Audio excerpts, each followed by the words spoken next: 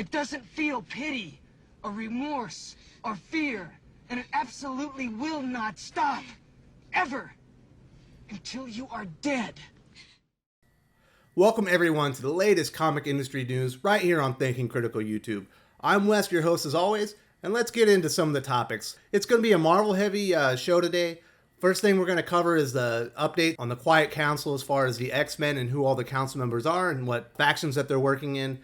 Then we're going to talk about the recent Captain America versus Incels issue that ta-nehisi Coates and the Brain Trust at Marvel Comics wrote, or as I call them, C.B. Cebulski and the Legion of Doofuses. Then I'm going to cover some of the details of Immortal Hulk number 25 and the new Cosmos that's going to show. We're going to talk about some big changes at DC Comics as far as Wonder Woman and where they're taking the character there. Then we're going to finish up with some great news concerning the Annihilation event and something I'm really excited about and one of the creators they've chosen. I hope you're all ready for your latest comic industry news. Comicbook.com reports, as Jonathan Hickman's re-invention of the X-Men is entering its final stretch, with the penultimate issues of both House of X and Powers of 10 now on sale. In the case of the latter book, Powers of 10 number 5 provides some much needed backstory on House of X's reveal of Xavier and Magneto's true vision for Krakoa as a new mutant nation, including details on how the nation's mutant government will function. Now that we know that Krakoa will be ruled by a council comprised of 12 members, there's one real question left to answer. Which X-Men characters will be part of the Council of Krakoa?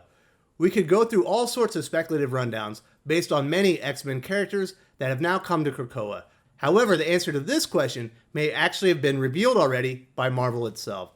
This teaser image for Marvel's House of X event was put out before it launched, and Marvel fans immediately had questions about why the seemingly random collection of X-Men characters were all being grouped together. Well, now that we're almost all the way through the story, it's hard not to notice the number of characters that are depicted here. There are 11. There's clearly a seat that's left completely empty, which always suggested that there was one final character who had yet to be revealed for this image. A lot of Marvel fans that have been reading House of X Powers of 10 may want to assume that the final seat would be Moira McTaggart, rebooted here as Moira X. That's a good guess, but thanks to the current wave of Marvel Comics solicits, we now know it may not be the correct guess. Early previews of Marvel's Dawn of X launch of the new Marauders book has pretty much revealed that the new Red Queen of the Hellfire Club is Kitty Pryde. Judging by Marauders' premise, a mutant pirate squad that liberates mutants from oppressed countries, plus the lineup of characters on the empty chair in the House of X teaser photo, it seems clear that Kitty Pryde will be the final member of the Council of Krakoa. You know, it's pretty crazy because I don't even remember this image coming out, and then when I finally saw it again, I was like, oh yeah, I kind of wondered what that all meant. But now it seems perfectly clear what they were insinuating, that these 11 characters plus one more would be the Council of Krakoa. And based on the characters involved, we can kind of break them down into groups. We already knew that Autumn consisted of Professor X and Magneto. We already knew that Spring had Sebastian Shaw and Emma Frost. And we already knew that Winter contained Mystique. But if we look at all the characters that are available now, we can pretty much surmise that Autumn is going to include Professor X, Magneto, and Apocalypse. Summer will be Jean Grey, Storm, and Nightcrawler. Spring will be Sebastian Shaw, Emma Frost, and Kitty Pryde. While Winter will consist of Mr. Sinister, Exodus, and Mystique. I think this is really cool, and all the teams make sense. You know, Autumn is Professor X, Magneto, Apocalypse, basically the big leaders of the whole group. Then you have Summer, which are basically the leader of Professor X's crew. Then you have Winter, which are basically the leaders of all the villains. And Spring is essentially the Hellfire Corporation, with Emma Frost basically being the legitimate face of the corporation, distributing drugs per their agreement to secure Krakoan sovereignty. Then you have Sebastian Shaw running the black market part of the operation, where he's securing the release of mutants around the world that are stuck in countries that aren't working with Krakoa. And you have Kitty Pryde essentially leading that team. It all makes sense. I like the teams. I like the government makeup. I think this is really exciting, and I can't wait to see where they take this. According to CBR.com, ta-nehisi Coates' Captain America run has been one of the most thought-provoking of all time, putting it right up there alongside modern stories from Ed Brubaker, Nick Spencer, and Rick Remender. That's CBR.com's words and not mine. Following the end of Secret Empire, Steve Rogers was imprisoned by the Power Elite after being framed for the murder of Thunderbolt Ross, only to be broken out by the Daughters of Liberty, including Sharon Carter and Peggy, aka the Dryad. However, the symbol of Captain America and the shield have been left behind for now, and Steve is reassumed as Commander Rogers' mantle. As a result, he's back helping innocents as a nomad-esque character, in this case migrants trying to survive in America. However, as issue 14 now shows, the journey won't be an easy one. especially as he combats the epitome of toxic masculinity in the form of the terrorists known as the Watchdogs. There's a comparison to the real-world neo-fascist group, the Proud Boys, with Coates making a powerful political statement on what this group represents. In short, it's discrimination, sexism, and pure hatred, ingredients for genocide, which thankfully they're not carrying out against the kidnapped migrants. Well, not yet anyway. Steve calls out the Watchdogs' privilege as he takes the cell down, labeling them man-babies and jocks who couldn't cut it in high school. To him, they're bullies who use violence and aggression to compensate for women rejecting them, a resentment stemming from high school and even earlier. They're kids, petulant and deserving of a beating, which is what Steve dishes out when he finally gets his hands on them. Alright, so let's be honest here. These aren't the words of Steve Rogers or the character that was imagined when he was introduced. These are the words of ta-Nehisi Coates.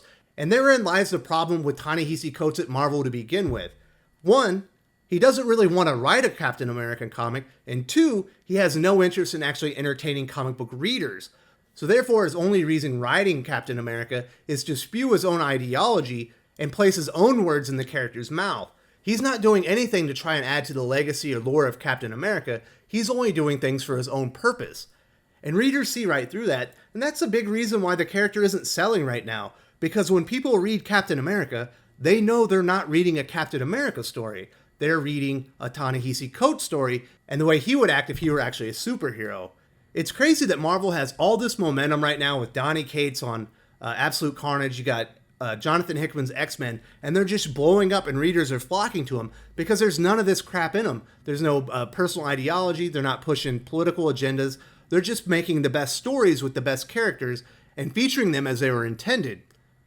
And here we have Captain America, who should be one of the best-selling comics at Marvel due to the success of the MCU, but there's no emphasis on Captain America or good Captain America stories. There's only emphasis on ta-Nehisi Coates' personal ideology and his personal agenda.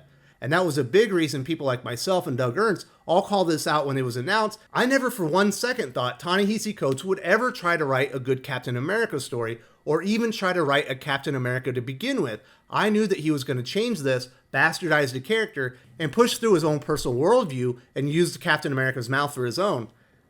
I know some people said, well, we got to give him a chance. Well, good on you. I'm glad you gave him a chance. Now you're seeing what we all told you to begin with. This was a terrible idea. He is the worst person in the world to ever write Captain America because ta-Nehisi Coates hates America. And if you go read up about his views on America, and specifically the things he said about the 9/11 responders, I think you'll see exactly where I'm coming from. I think I've said enough on this. Ta-Nehisi Coates on Captain America was a terrible idea to begin with, and now we're seeing the fruits of all that labor. Way to go, C.B. Cebulski and the Legion of Doofuses. You knocked another one right out of the park. CBR.com is reporting Immortal Hulk has revolutionized how readers perceive horror in the superhero comic, making it one of the breakout comics of the past year. As we approach the release of a double-sized Immortal Hulk 25 in October, Marvel plans to continue pushing the envelope by introducing a new entity to its deep roster of cosmic characters. The first look at Immortal Hulk 25 by writer Al Ewing and artist Herman Garcia takes place in a completely new iteration of the Marvel Universe set in the far-flung future. The pages focus on the introduction of this new character with a very unique name. Immortal Hulk 25 is set way in the future. The current Marvel Universe, which is actually the 8th iteration of reality, the Cosmos, so it's known as the 8th Cosmos, has ended, and this story takes place in the 9th Cosmos. Editor Will Moss explained to Marvel.com. Everything about the 9th Cosmos is different from the Marvel Universe we know, as you can see from the character featured in these preview pages. This issue is your first glimpse of Marvel's 9th Cosmos, the multiverse that is to come after the death of the current one, Moss continued. It's 40 story pages of intense, ethereal, and flat-out gorgeous sci-fi and horror that's so far outside normal business that we can only show you a glimpse and ask that you take the ride with us. While we get a good look at the 9th Cosmos, the person missing is the star of the comic, but as Ewing teases, the Hulk has undergone a transformation himself over the last billion years. What we're not showing you, just yet, is what the Hulk has become after billions of years of immortality, Ewing said. What would a Hulk that survived the death of a multiverse be like? What would he do? And could anyone or anything stop him from doing it? I think I've made myself very clear about this. I don't think an issue 25 is a milestone by any means. I think it's a speed bump on the way to actual milestones. I did say if they're going to do a special double-sized issue with a premium price, they better give us something great. I meant new character, old villain returning, something really big, and I guess they've decided that the 9th Cosmos is the big hook for Immortal Hulk 25. I gotta be honest, I'm less than impressed. This isn't even new territory anyway. Peter David and Dale Keown already did Hulk the End, which is basically this story already. And the fact that it features a new artist replacing Joe Bennett is a terrible idea. His art is one of the big selling points of Immortal Hulk, and one of the reasons it's one of the hottest ongoing series in the industry today. I think going a new route, not featuring the great art of Joe Bennett, and showing a new universe we've never seen yet, doesn't really pay off for the readers who have been invested in Immortal Hulk. Sure, some people might be interested in seeing this new Ninth Cosmos, and maybe there'll be some new buyers, but you're not paying it off for the people that have been here for the last 24 issues. So I think this is kind of lame. I don't think it feels special, and I definitely don't think it's worthy of a 40-page story with a premium cover price. According to comicbook.com, when you think DC Comics, a few couples stand out. Superman and Lois Lane, Wonder Woman and Steve Trevor, and Batman and Catwoman are just a few that come to mind. And while each of these couples have gone through their hills and valleys to be sure, one couple really had a rough go of it this past week, and it seems their time together has come to an end. While we hope this isn't forever, it does look like it will be the status quo for a bit. If you've been keeping up with Wonder Woman lately, you know that thanks to Lex Luthor's recent giving spree, he gave Cheetah a powerful sword that can kill even gods. That's exactly what she did a few issues ago when she tried to get Aphrodite to let her go through a portal through Themyscira, and with the living embodiment of love dead, the emotion of love has also faded from existence. That's taken quite a toll on the world, causing riots and revolts all over. But it also affects people and their interactions with their loved ones. That is also the case with Diana and Steve Trevor, who have been seen struggling after love has faded away. Wonder Woman encounters Cheetah yet again in this issue, and while she fends her off, she is exhausted afterwards. She wakes back up with Trevor, who took her home after being called by Veronica Cale. She thanks him and says, "What would I do without you, Mai?" But before she can finish, Trevor says, "Love? Sounds strange to say it now." Trevor then says there's more to their relationship than just love, including history, duty, and more, and says that plenty of marriages are built on less. Diana asks what he means, but then she sees his bags are packed by the door. Trevor then says that there were problems before Aphrodite, one she would have noticed if she were around more, but with her gone, the last thing bonding them together is also gone. He picks up his bags and says, "I'll always care about you, but I can't keep putting so much of myself into this and getting so little." I don't know, it's kind of hard to get up in arms about this one. I mean, nobody's really talking about Wonder Woman ever since G. Willow Wilson came onto the series. The issue before she arrived at Wonder Woman, they shipped 55,000 issues. The very next issue on her debut was 44,000. The issue after that dropped all the way down to 37,000. And the most recent issue of Wonder Woman only shipped 31,000. Wonder Woman has been on a steady decline ever since she took over, and that's because much like Ta-Nehisi Coates, she's not really a comic book writer. She's not in it to tell great Wonder Woman stories. She's certainly not in it to entertain fans. She's really in it to push her own personal agenda. Do I think that Steve Trevor leaving Diana Prince has any part to do with that? I'm not really sure because I'm not reading it, just like everyone else. Ever since Brian Michael Bendis arrived at DC Comics, he's been pipelining all these failed Marvel writers over to DC, and they've been ruining characters, most specifically Brian Michael Bendis on Superman, and G. Willow Wilson destroying Wonder Woman, 2/3 of the Trinity. And how do we know that G. Willow Wilson was never really in it for Wonder Woman and to entertain the fans?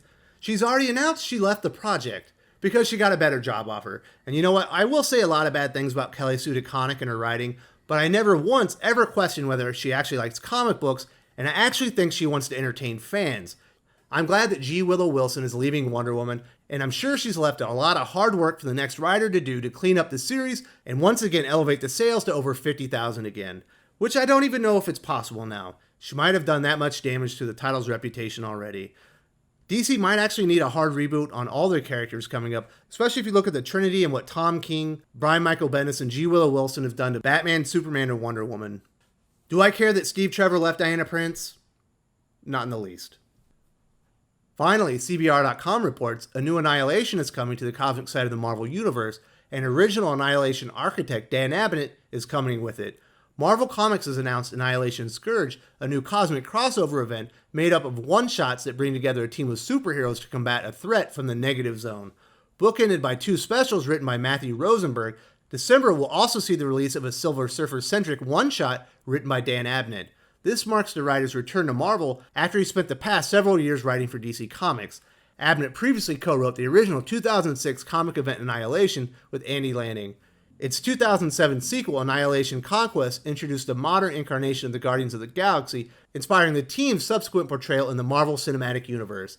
Abnett and Lanning later co-wrote other classic cosmic Marvel comic stories, including 2009's War of the Kings and 2010's The Thanos Imperative, before the writing duo split and Abnett began writing for DC in 2011.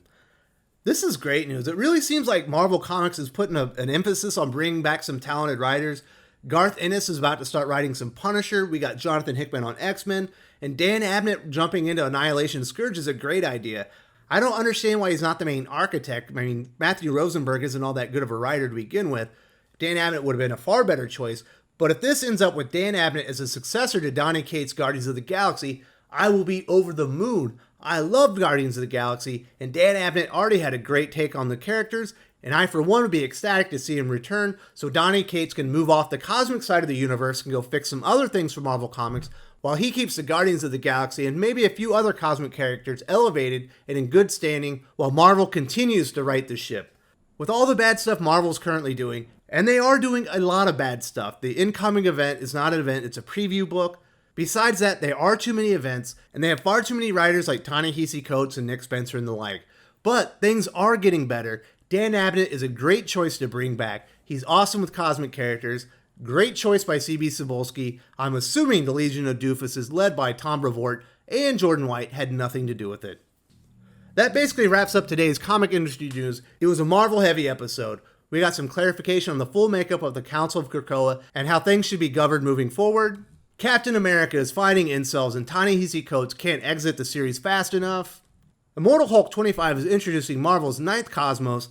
I'm not very interested. If you want to see it, good for you. You're going to have to pay a lot of money for it. Steve Trevor recently left Diana Prince for reasons. Hopefully this will spell the end of G. Willow Wilson and her time at DC Comics. Please never return. And finally, Dan Abnett returns to Marvel Cosmic with the new Annihilation Scourge, and I, for one, am very hopeful that he takes over the Guardians of the Galaxy after Donny Cates exits the series at the end of the year. That does it for today's comic industry news. If you enjoyed this video, please give it a like. I would appreciate it very much. It helps us attract more views for the channel. Subscribe for future commentary, comic book news, and reviews. And don't forget to ring the bell for notifications. If you want to talk comics, movies, and much, much more, you can follow me on Twitter at Wes_from_TC. With that, Salamat Po, and I'm out.